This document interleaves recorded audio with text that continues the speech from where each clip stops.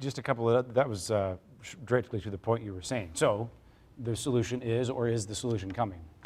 We hope, but it's a tough nut to crack because it is a very complicated disease. As you're hearing, there are multiple changes that are going on in the brain. It's not simple, and it's not going to be an easy process.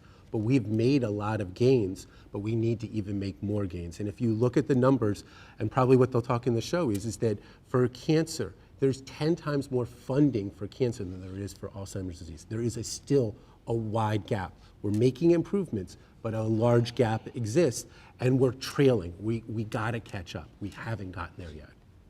So I was going to say, I think an interesting development in Alzheimer's research has been the notion that we don't really understand why we've had so many failures of promising therapies.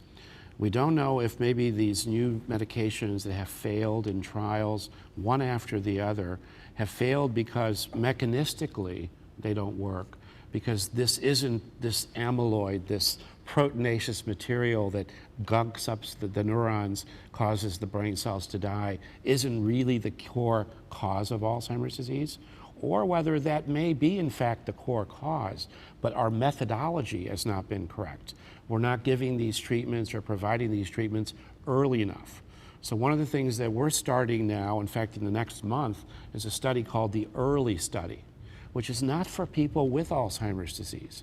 It's for those 60-year-old adult children or siblings who don't have any evidence of the disease, but there may be on some sophisticated brain imaging, PET scans, maybe early evidence that that plaque process has started, but they're fully functional. It's a 10-year study. And we're hoping by giving these amyloid-based therapies very early to these vulnerable individuals, we may be able to prevent or delay the onset, but we don't know. And that's what, so a variation of that is what Daisy and Sonia are in. So they're in a study called the Dominantly Inherited Alzheimer's Network, led at WashU internationally that we were talking about before. There are actually 3 different compounds that they could be potentially get therapy. And what you're hearing now is this is a total shift.